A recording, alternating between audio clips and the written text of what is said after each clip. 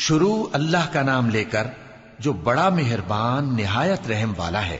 الف لام میم، یہ حکمت کی بھری ہوئی کتاب کی آیتیں ہیں، نیکوکاروں کے لیے ہدایت اور رحمت، وہ جو نماز کی پابندی کرتے اور زکوٰۃ دیتے ہیں، اور وہی ہیں جو آخرت کا یقین رکھتے ہیں، یہی اپنے پروردگار کی طرف سے ہدایت پر ہیں اور یہی کامیاب ہیں۔ اور لوگوں میں بعض ایسا ہے جو بیہودہ حکایتیں خریدتا ہے تاکہ لوگوں کو بے سمجھے اللہ کے رستے سے گمراہ کرے اور اس سے ہنسی کرے، یہی لوگ ہیں جن کو ذلیل کرنے والا عذاب ہوگا۔ اور جب اس کو ہماری آیتیں سنائی جاتی ہیں تو اکڑ کر منہ پھیر لیتا ہے، گویا ان کو سنا ہی نہیں، جیسے اس کے کانوں میں ثقل ہے۔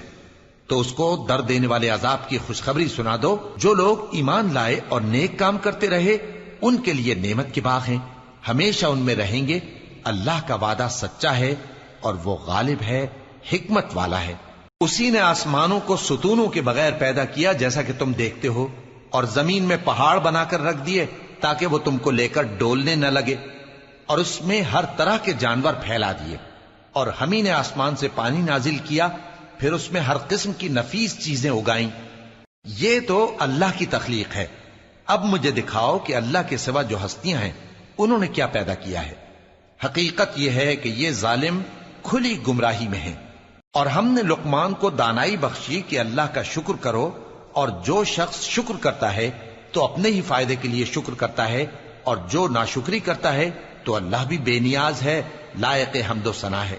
اور اس وقت کو یاد کرو جب لقمان نے اپنے بیٹے کو نصیحت کرتے ہوئے کہا کہ بیٹا، اللہ کے ساتھ شرک نہ کرنا، شرک تو بڑا بھاری ظلم ہے۔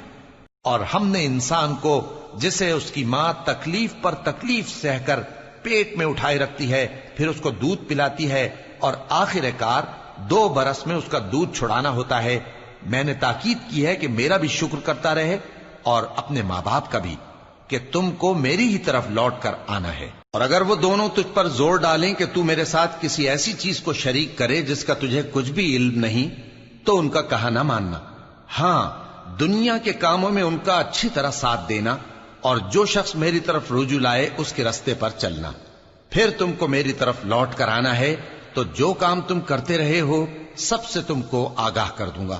لقمان نے یہ بھی کہا کہ بیٹا، اگر کوئی عمل چاہے رائی کے دانے کے برابر بھی چھوٹا ہو، اور ہو بھی کسی پتھر کے اندر یا آسمانوں میں مخفی ہو یا زمین میں، اللہ اس کو قیامت کے دن لا موجود کرے گا۔ کچھ شک نہیں کہ اللہ باریک بین ہے، خبردار ہے۔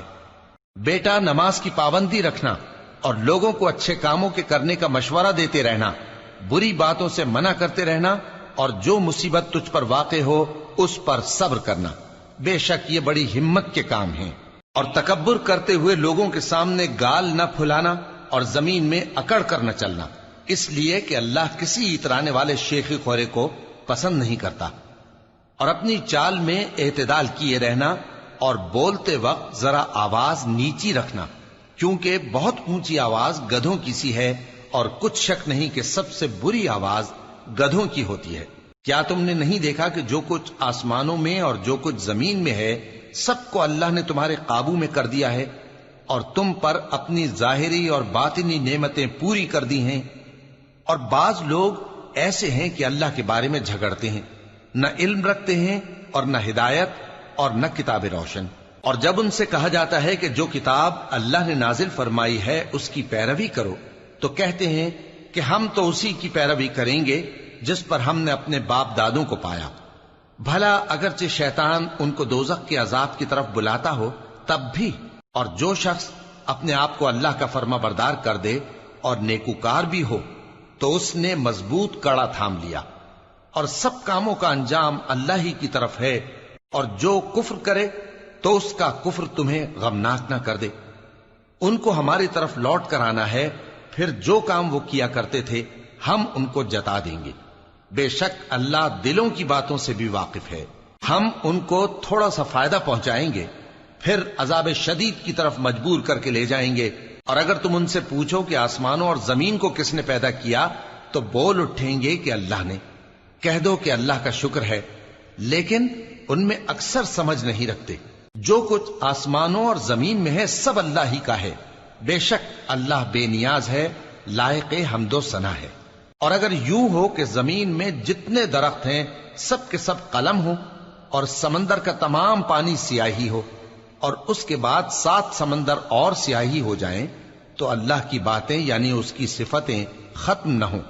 بے شک اللہ غالب ہے، حکمت والا ہے. اللہ کو تمہارا پیدا کرنا اور جلا اٹھانا ایک شخص کے پیدا کرنے اور جلا اٹھانے کی طرح ہے. بے شک اللہ سننے والا ہے، دیکھنے والا ہے. کیا تم نے نہیں دیکھا کہ اللہ ہی رات کو دن میں داخل کرتا ہے اور دن کو رات میں داخل کرتا ہے، اور اسی نے سورج اور چاند کو کام میں لگا رکھا ہے، ہر ایک وقت مقرر تک چل رہا ہے. اور یہ کہ اللہ تمہارے سب اعمال سے خبردار ہے. یہ اس لیے کہ اللہ کی ذات ہی برحق ہے، اور جس کو یہ لوگ اللہ کے سوا پکارتے ہیں وہ سب باطل ہے. اور یہ کہ اللہ ہی عالی رتبہ ہے، گرامی قدر ہے.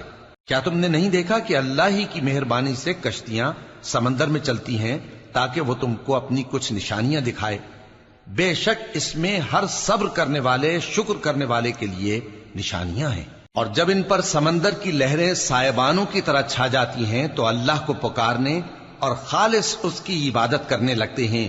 پھر جب وہ ان کو نجات دے کر خشکی پر پہنچا دیتا ہے تو چند ہی لوگ انصاف پر قائم رہتے ہیں، اور ہماری نشانیوں سے وہی انکار کرتے ہیں جو عہد شکن ہیں، ناشکرے ہیں. لوگو اپنے پروردگار سے ڈرو اور اس دن کا خوف کرو کہ نہ تو باپ اپنے بیٹے کے کچھ کام آئے اور نہ بیٹا باپ کے کچھ کام آ سکے. بے شک اللہ کا وعدہ سچا ہے.